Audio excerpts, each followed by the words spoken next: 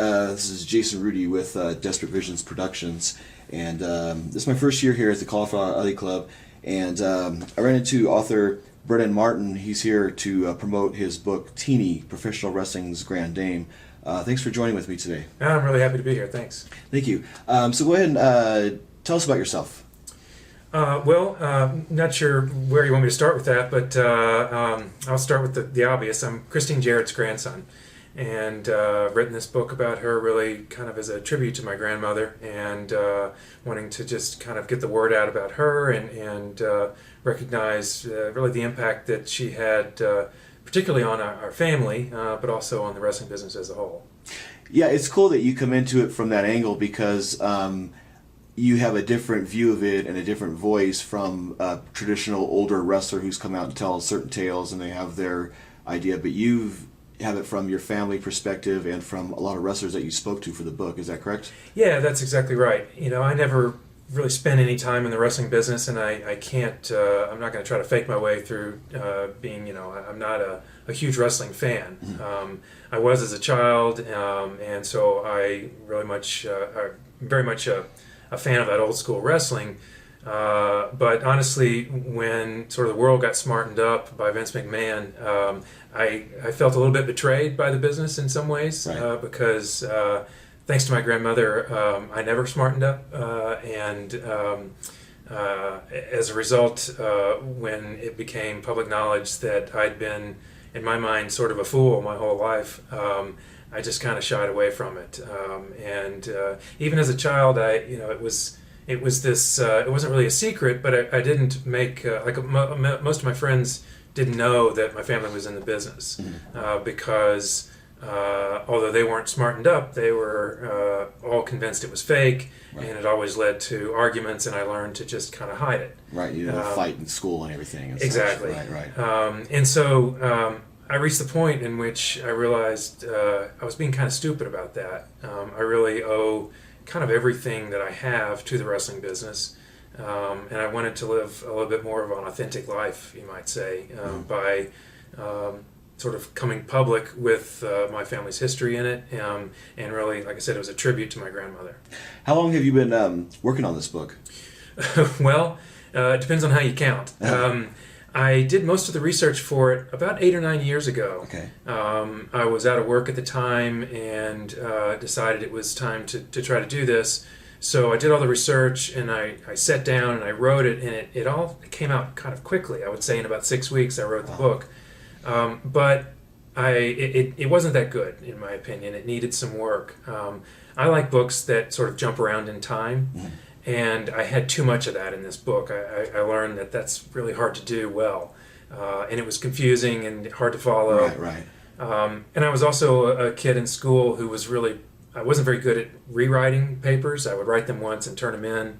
And so knowing that this needed a rewrite, it seemed like kind of a daunting task that I just didn't take on. And it sat on the shelf for about 8 years. And then I decided last fall that I wanted to leave the job that I was at and do something different. And I found myself with free time, and I said, you know what, it's time to pick this up again. So I did, and I found an editor in the form of my stepmother, who was a huge help. And I got the plot twist, I got the timeline sort of unwound, and it jumps around a little bit, but not nearly as much as it did. And so anyway, we finally published it in February. So in total, I worked on it, you could say, for 9 years, but in reality, it was probably more like 6 to 9 months total.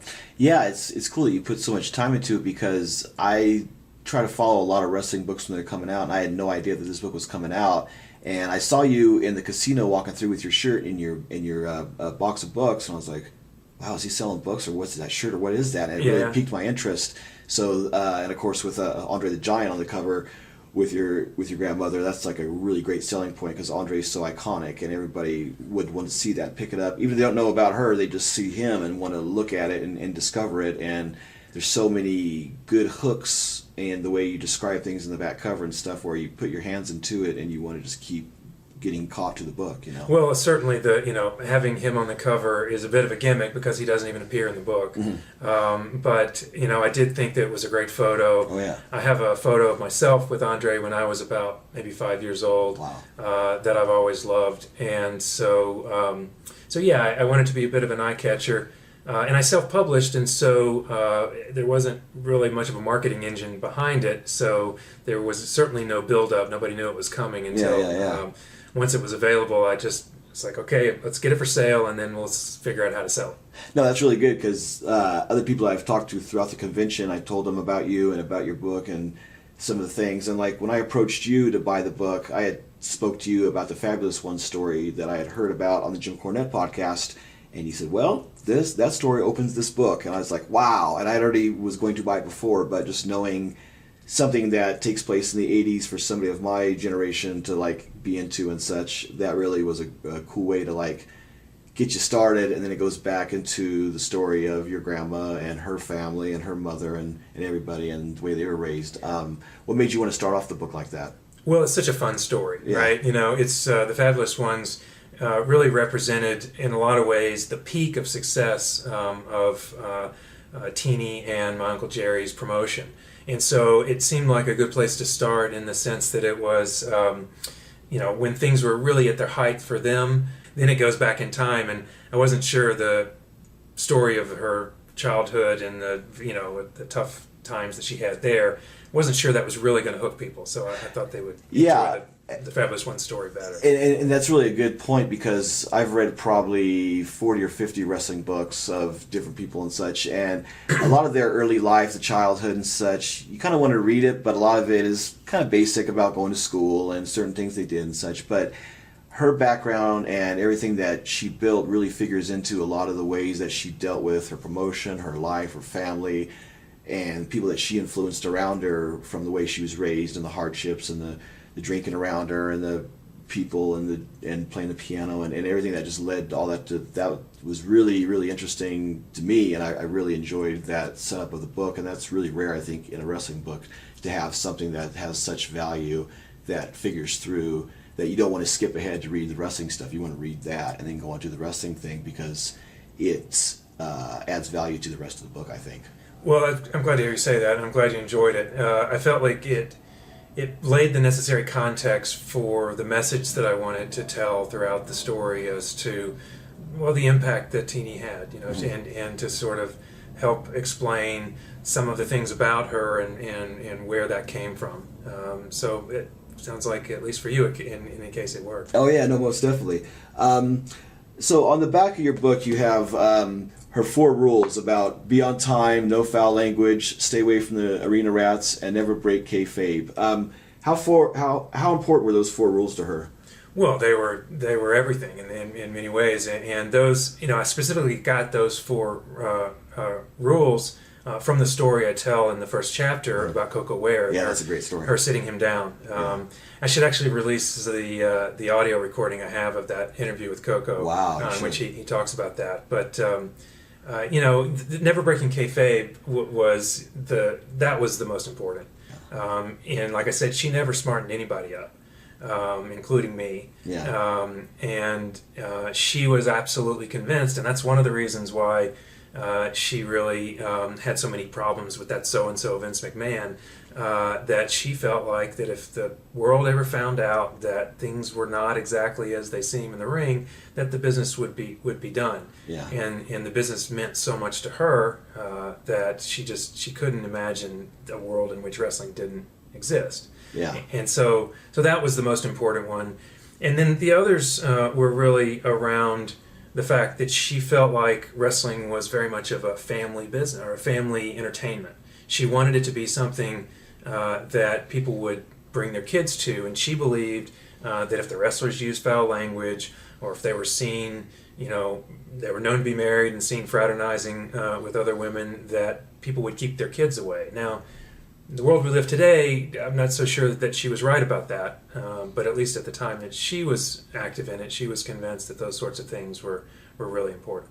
Well, yeah, I think people say perception is reality, so that was the reality that she made around her, and that was a really great reality for that time. And Right. Who knows if things could... I mean, there is a lot of value to what she says about not smartening up people, and even as a fan in my age range, that really did change the business a lot of how things shifted and how people took it as a joke, and it lost some of that combat valor to it, I think, at that time. Right, exactly.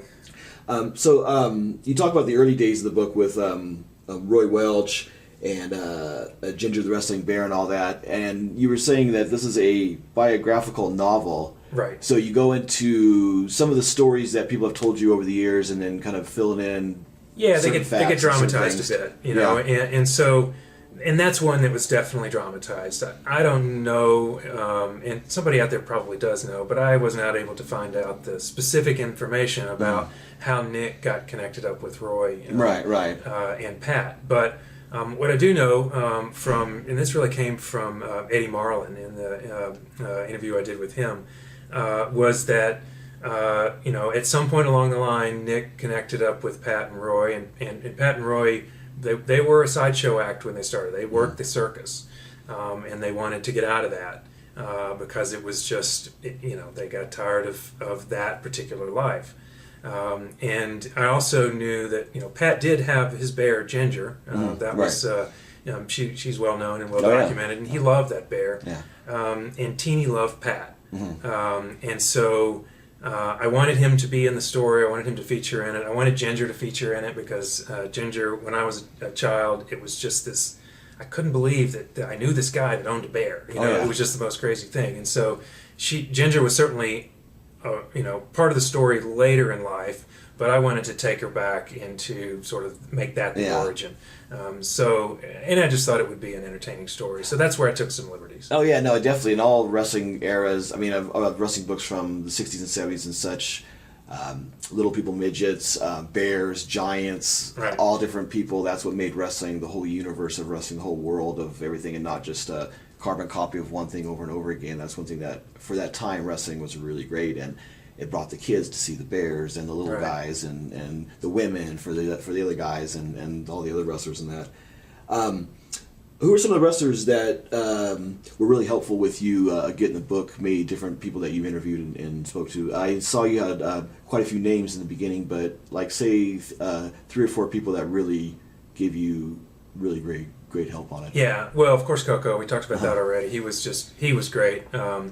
Jerry Lawler sat down with me and shared a lot of information, and Bill Dundee as well. Not a wrestler, but Jim Cornette, the manager side, he's an encyclopedia of information. So I went up to his house and we spent a day together or so talking about stories. Who else? I should have these roll off the top of my tongue, but Eddie Marlin, of course. Then there's family. So I spent time with my Uncle Jerry. I spent time with Jeff and got information from them. So, and then Teeny wasn't a big fan of women wrestlers. Okay. She didn't really talk about it much, but she just in general, that was just not her thing. Right. But Sarah Lee and Cora Combs were just those were exceptions. She just thought they were fantastic people and stayed friends with them, throughout her life. And of course, Corsica Joe or Francois. They were just very helpful and had just endless stories to share. That's awesome. What's one great thing about your book is you have quite a few names in your book, quite a few stories. You go over the Mario Galento and Jerry Jarrett stories. You go over the Tojo Yamamoto things. You go over Jeff Jarrett, Billy Travis. You go over a lot of cool stories of people that are fans of them would really want to seek out this book and read, because there's a lot of cool, funny stories, sad stories, a lot of interesting double twists and turns, and people paying people to go after people, and a lot of crazy things that are really featured in this book that I was really amazed in. Some stuff I knew about. You had a few other details that I didn't know about that added to the stories, which I really found interesting. Yeah, these stories, I'm not sure if I'm telling any stories that haven't been told before, but I'd like to think that I'm bringing a different angle on some of them. Yeah. The story about Galento and the shoot with Jerry that went out on television because they didn't, the cameraman didn't understand what was happening. Right, that was part of the that show. came straight from Jerry, and was just, that was an amazing event in the history of wrestling. That to hear Jerry tell it was pretty gripping. Yeah. Did you talk to Jimmy Hart at all when you were doing the book? Unfortunately, I did not connect with Jimmy, and that's probably the one that I most regret not having spoken to, partly because Teeny thought so much of him. Yeah. He was the perfect gentleman at all times around Teeny. She just thought he was a fantastic showman. Of course he is. Oh, yeah. And I remember growing up every year, she would always show me the Christmas card that he would give her. Not a birthday passed or a Christmas passed without Jimmy recognizing it. And so he meant a lot to her, and I unfortunately did not connect with him in order to get his side. That would, of course, added a lot more color, because I probably would have needed 4 cassette tapes to capture everything he had to say. Well, he's definitely featured in the book in pictures and such as well. So there's a really fun pictures and stuff of him. That picture of Jimmy Hart, I should mention, that's so as a child. During the summer, my mother was, she was also a single mom, and so she was working. And in the summer, I would spend time at the wrestling office, sort of as a free babysitter with Teeny. But I never really went on the road with her except once. And that photo that's in the book is from that trip when I went on the road. That also happened to be the first time that I met Jim Cornette. He was not yet a manager. He was taking photos, and he took that photo of me and Jimmy and Teeny, and he took some other photos that I would love to be able to get my hands on that got sold at the gimmick table of me in a werewolf mask. Oh, wow. With and there was one, I think, with Lawler had me in a headlock, and another one with Bill Dundee. And I just remember that trip so much because it was the first time that I got an inkling that maybe something was up, because I saw, I went to Louisville one night, Evansville the next night, and then Lexington. Right. And, saw basically the same card. Right, the same matches and everything. And still, because my grandmother had insisted on everything being on the up and up, it just didn't, I couldn't quite come to the point of actually smartening myself up. Right. But I remember spending time with Jim Cornette, because we spent the night after Louisville with him and his mother Thelma, because Teeny and Thelma were great friends. And I remember being up in Jimmy's room, and he's showing me these photos, and there's all these photos of there's Tojo in a referee outfit, and they're just got some mats on the floor. And I can remember asking him, I'm like, what is this? Are they practicing? What's going on? And that, I still remember, sort of light going off in his mind. Right. He's not smart. He hadn't figured it out. And the fumbling and stumbling that he did to try to explain the whole situation to me, was really funny, because he just assumed that I had figured things out, but I hadn't. One thing I wanted to ask you about that I forgot to mention earlier, tell us about the grip. It's featured very much throughout the book in a lot of different ways, from the beginning, the first time that she used it, all the way up to when Jeff Jarrett was getting in the sport and everything. Tell us about that. Yeah, so, Teeny, she had her rules, and when you broke those rules, you faced her wrath. And that would, manifest itself in different ways, but if she was really mad at you, she would grab you and squeeze your mouth like this. And there was actually a couple different ways she would do it. Sometimes it would be the ear, but what she was most known for was she would squeeze your face and put your lips together, and she had a really strong grip. And as this, I won't spoil the one story in the book where that kind of went overboard. But yeah, she was not afraid to take things into hand if necessary in order to get her point across. Yeah, and she put her hands on quite a few people with that grip. She put her hands on quite a few people. In fact, I was recently down in Orlando for WrestleMania talking with Tommy Rich, and he was just howling about how many times she would grab him by the ear and drag him across the locker room to tell him he'd done something wrong. No, that's awesome. No, there's always it's so cool that you made this book about her, and it's such a great story to tell, and it's such a cool way to do it. Where are some places that people can get your book? You can buy it on Amazon. It's available in paperback or Kindle version, or if you have a Nook, you can get it through Barnes and Noble. And I believe it's also right now being sold through Indigo. Okay. And I'm not sure if anybody else has picked it up, but I've put it into distribution, so it's possible for booksellers around the world to pick it up. But right now, most people will get it through Amazon, I would think. Good. And you're open to interviews and to everything promoting the book for everybody? Absolutely. That's, All right. That's my job right now. All right. Well, thank you for joining us today, and I do appreciate you joining me here today. Thanks, Jason. I appreciate it. Okay, thanks again.